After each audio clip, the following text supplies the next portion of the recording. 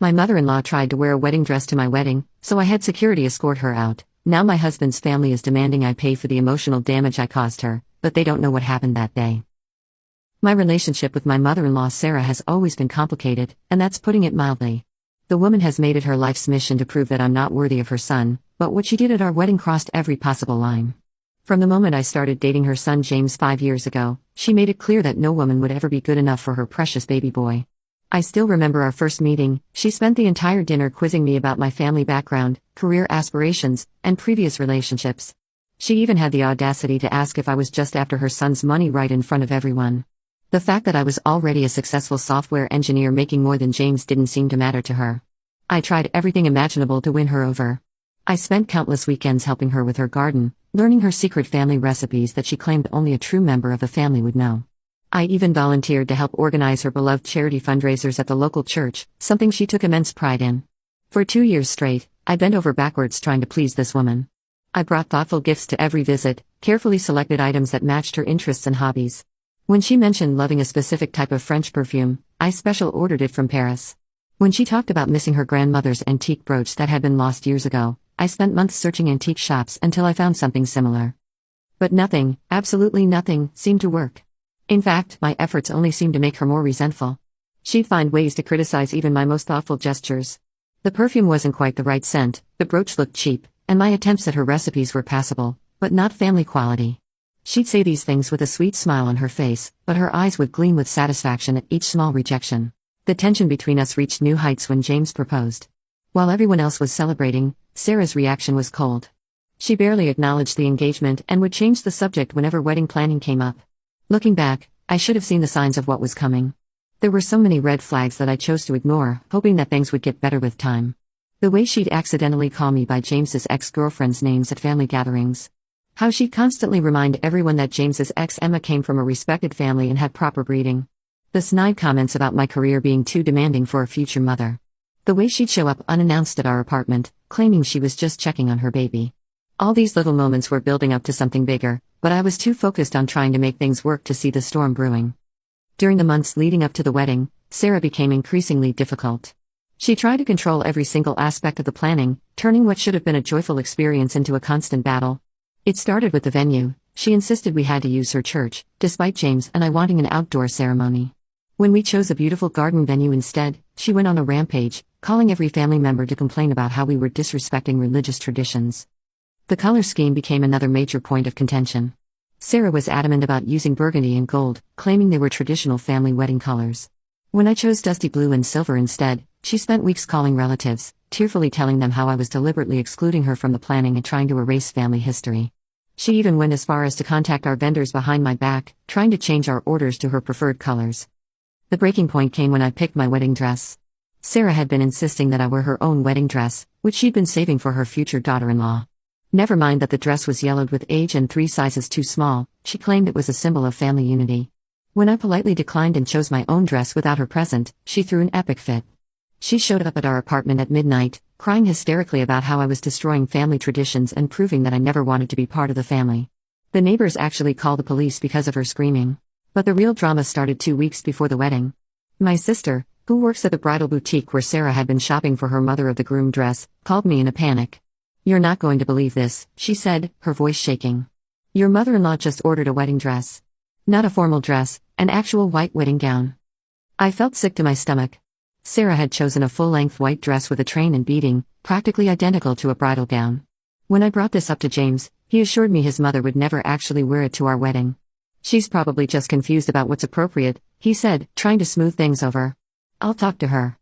But I knew better. Sarah wasn't confused, she was calculating. This was her way of trying to steal attention on our big day. I decided to take precautions and hired additional security for the wedding, showing them a photo of Sarah and the dress she had ordered. I instructed them not to let her in if she showed up wearing anything resembling a wedding dress. The day of our wedding arrived, and everything was perfect. The garden venue was decorated beautifully with twinkling lights and floral arches, the weather was ideal, and I was in my dream dress, surrounded by my bridesmaids. My hair and makeup were done, and we were taking pre-ceremony photos when my sister burst into the bridal suite, her face pale. "She's here," Rachel said, her voice shaking. "And you're not going to believe what she's wearing." I rushed to the window, and what I saw made my blood run cold. Sarah was stepping out of her car, wearing not just any white dress, but a full-blown bridal gown that looked even more elaborate than mine. The dress had a cathedral-length train, intricate beading, and she'd even added a tiara and veil. She was clutching a bouquet of white roses, identical to mine, which meant she'd somehow gotten information about my flowers from someone on the inside. Part 2. My mother-in-law tried to wear a wedding dress to my wedding, so I had security escort her out. Now my husband's family is demanding I pay for the emotional damage I caused her, but they don't know what happened that day. The security team, thank God, was already moving to intercept her. I watched as head of security, Mike, a former military officer I'd specifically hired for this possibility, approached her with 2 other team members. What happened next was something straight out of a reality TV show, but worse, because it was my actual wedding day. What happened next was something straight out of a reality TV show. Sarah threw an absolute tantrum that would have put a toddler to shame. Her screams could be heard all the way in the bridal suite. "How dare you stop me? Do you know who I am? I am the mother of the groom." She tried to push past Mike, but he stood firm, his military training evident in his calm but authoritative stance.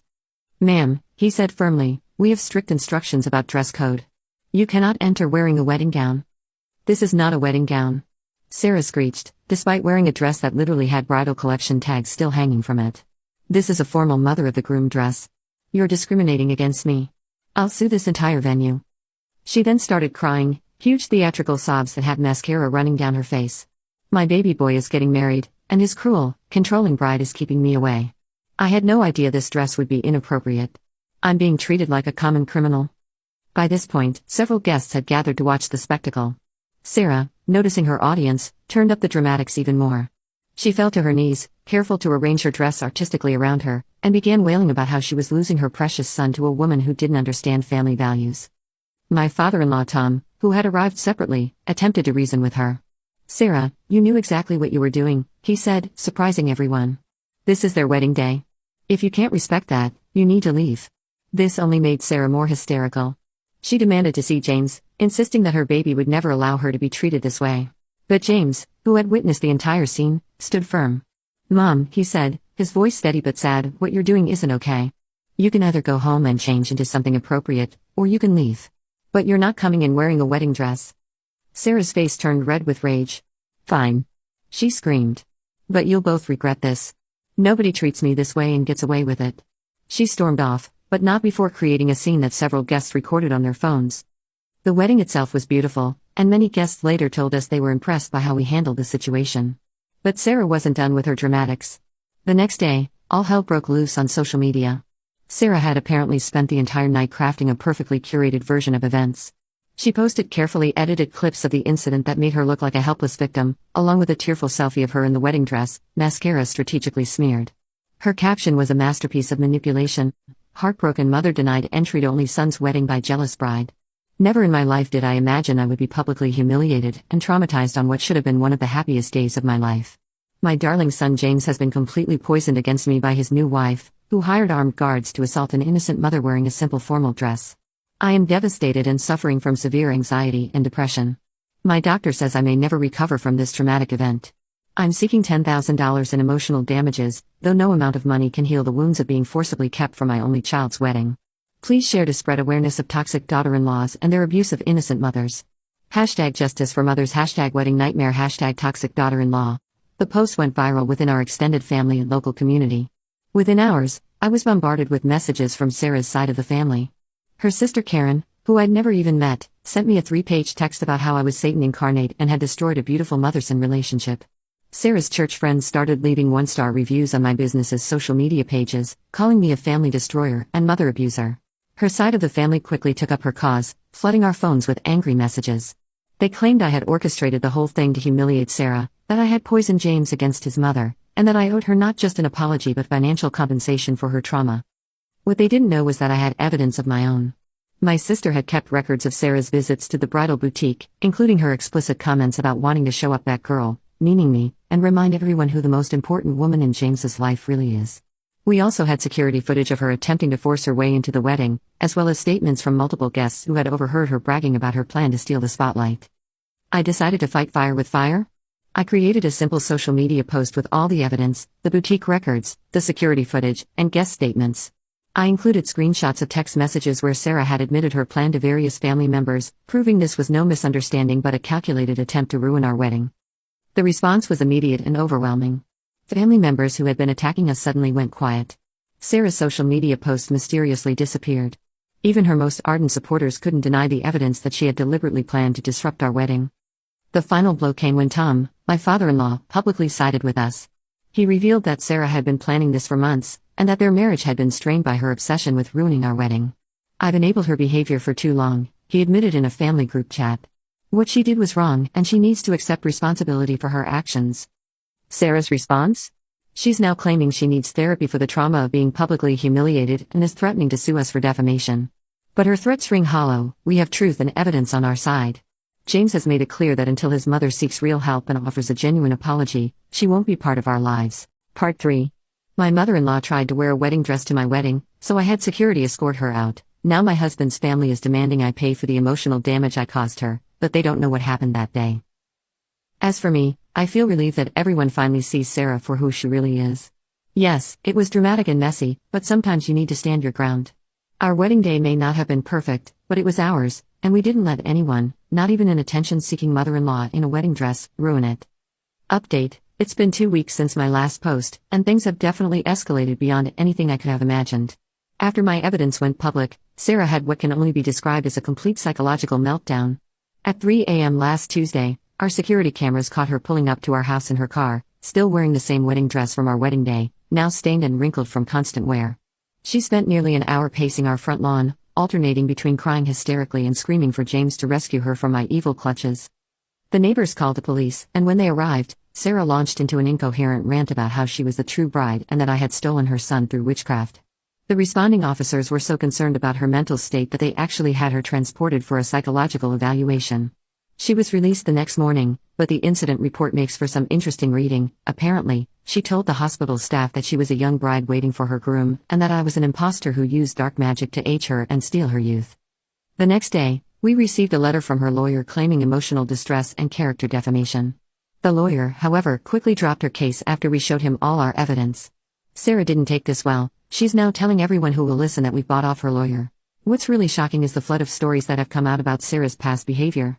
It turns out her wedding-crashing antics weren't limited to our celebration. James's cousin Emma reached out with photos from her wedding 3 years ago, where Sarah showed up in a white cocktail dress and attempted to give a surprise speech about how empty weddings feel without a mother's blessing. Another cousin, Michael, shared security footage from his wedding reception where Sarah tried to announce her own, completely fabricated, engagement during the couple's first dance. But the most disturbing story came from James's Aunt Linda. Apparently, 20 years ago, when James's older sister got married, she's sadly no longer with us, Sarah showed up to the wedding in her own original wedding dress, claiming she had a vision from God that told her to reclaim her youth that day. The wedding photos are wild. Sarah posed for every picture, sometimes physically pushing the actual bride aside to stand next to the groom. Linda says this behavior was an early warning sign that everyone ignored because they didn't want to upset the family dynamics. The real bombshell, though, was dropped by Tom, my father-in-law, who's finally found the courage to speak up after decades of enabling Sarah's behavior. He filed for divorce last week, citing irreparable psychological manipulation and persistent delusional behavior as the main reasons. In his divorce filing, which has unfortunately become public record, thanks to Sarah's drama, he detailed years of similar incidents where Sarah would fixate on random young men, convinced they were James at different ages, and try to mother them. She apparently has a closet full of wedding dresses and children's clothes meant for when James returns to his true age. This has sent Sarah into an even deeper spiral. She's now claiming that I orchestrated everything, including her divorce, as part of some elaborate plot to destroy her family. James is handling this better than I expected. He's started therapy to deal with years of his mother's manipulation, and he's been incredibly supportive of both me and his father. He says he feels free for the first time in his life, like he can finally see his mother's behavior for what it really is. As for Sarah's demands for compensation, she's now increased the amount to $50,000, claiming she needs it for intensive therapy and reputation rehabilitation. We've responded through our lawyer with a cease and desist letter, warning her that any further harassment will result in legal action. The silver lining in all of this is that James and I have grown even closer through this ordeal. We've learned that we make an incredible team when faced with adversity, and we're stronger together than apart. Sometimes it takes a dramatic event like this to show you who really has your back. For those asking about the wedding dress, Sarah still refuses to return it to the boutique, and apparently sleeps in it sometimes, according to Tom. We've decided to let that go and focus on building our new life together, free from her drama and manipulation. For those wondering about our pregnancy announcement and Sarah's reaction, yes, it's gotten even more complicated. When news of our pregnancy leaked, thanks to an overexcited aunt on Facebook, Sarah started telling everyone that she's pregnant too, claiming she's carrying the real James and that this will prove she's the true mother. She's even started showing up at my OB/GYN's office, trying to schedule prenatal appointments. The doctor's office had to file a restraining order after she attempted to steal my ultrasound pictures, claiming they were actually hers and that I had stolen her baby's photos. The saddest part of all this is watching James process the reality of his mother's mental state. He started intensive therapy to deal with years of manipulation and gaslighting. During one particularly emotional session, he revealed that Sarah used to tell him he was the reincarnation of her dead husband, who was very much alive and filing for divorce, and that they would be together in the next life. It's heartbreaking to see him unpack all this trauma, but I'm proud of how he's handling it. We've since learned that Sarah's behavior goes beyond just wedding drama. She's apparently been maintaining a blog for years where she writes fictional stories about her eternal romance with her son.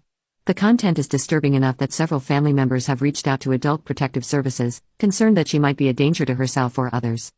To everyone who supported us and shared their own similar stories, thank you. It helps to know we're not alone in dealing with difficult in-laws, and that standing up for yourself, while hard, is always the right choice.